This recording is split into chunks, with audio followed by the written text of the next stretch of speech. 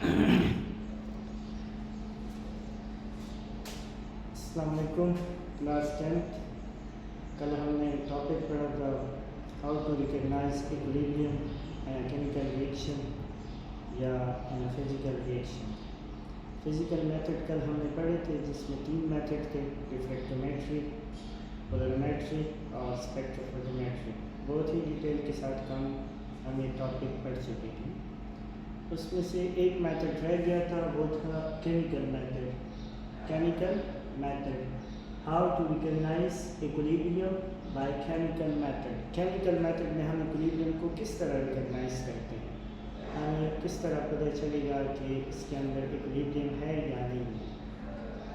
अब chemical method है हमारे पास एक टाइट्रेशन के थ्रू हम क्या कर सकते हैं, इक्विलिब्रियम को डिटेक्ट कर सकते हैं एक केमिकल रिएक्शन में।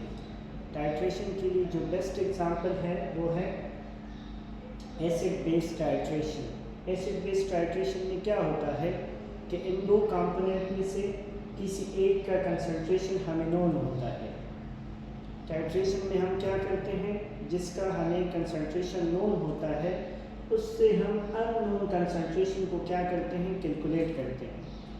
अननोन कंसंट्रेशन को फाइंड करते हैं नोन कंसंट्रेशन से। एग्जाम्पल एसिड बेस टाइट्रेशन है, यानी एसिड और बेस में से किसी एक का कंसंट्रेशन हमें क्या होगा, नोन होगा, और फिर जो अननोन होगा उसको हम कैलकुलेट करेंगे नोन से। अब हमारे पास लेट्स सपोज एसिड जो है वो HCl है। HCl का मास और वॉल्यूम दोनों हमें नोन है। HCl के मास के बारे में भी हम जानते हैं कि कितना मास है, और वॉल्यूम भी हमें पता है। लेट्स सपोज उस डायग्राम में मैंने आपको बताया है कि मास जो है HCl का लेट्स सपोज 10 ग्राम है। HCl का मास 10 ग्राम है। दूसरा हमारे पास बेस है NaOH, इसका हमें वॉल्यूम नोन है लेकिन मास अननोन है। हमारा काम है मास को फाइंड करना। जो बेस है NaOH, इसका मास क्या होगा, इसको हम फाइंड करेंगे HCl यानी एसिड के मास से, जो गिवन है 10 ग्राम। अगर आप डायग्राम को देखें तो ये बात भी याद रखें कि बेस का कलर जो होता है वो ब्लू होता है।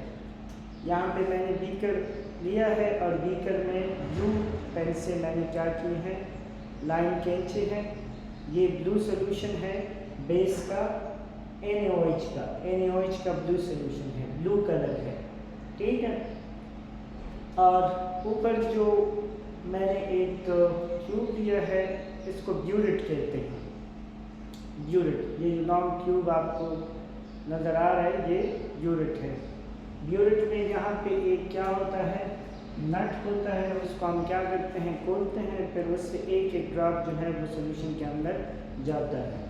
तो ब्यूरिट के अंदर हमारे पास एसिड है HCl का कलर रेड होता है, रेड कलर होता है, और बेस का कलर NaOH का ब्लू कलर होता है।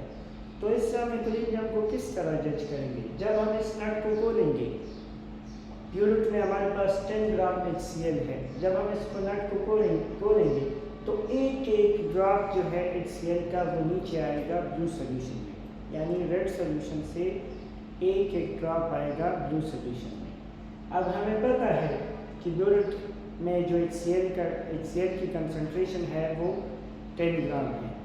अब एक एक ड्रॉप जब नीचे आएगा ब्लू सोल्यूशन में, जिस वक्त या जिस टाइम पे बीकर के अंदर ब्लू सोल्यूशन जो है वो न्यूट्रल हो जाए, यानी ब्लू कलर डिसअपियर हो जाए, ऊपर से जो रेड कलर है वो भी डिसअपियर हो जाता है जब वो ब्लू में, यानी टाइम के साथ सोल्यूशन के अंदर ब्लू कलर डिसअपियर होगा, एक न्यूट्रल कलर आएगा, कलरलेस सोल्यूशन बनेगा।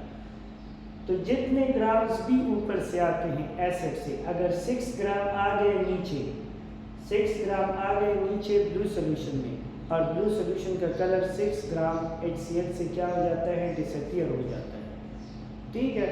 तो इस वक्त ये ब्लू सोल्यूशन क्या होगा, कलरलेस होगा।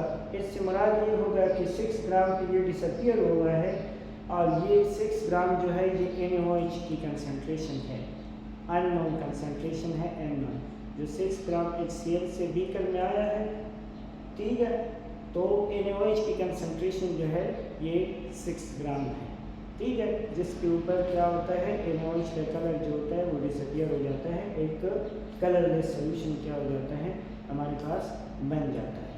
तो जैसे ही कलर डिसअपियर होगा, कलरलेस सोल्यूशन बनेगा, तो उस वक्त हम कहेंगे कि इसमें क्या है, इक्विलिब्रियम एग्जिस्ट करता है, एक बैलेंस क्रिएट हो गया है। टॉपिक की अगर आप लोगों को समझ ना आई हो तो आप अपने रिव्यू दे सकते हैं और नीचे कमेंट कर सकते हैं, और क्लास में आप पूछ सकते हैं। Thank you.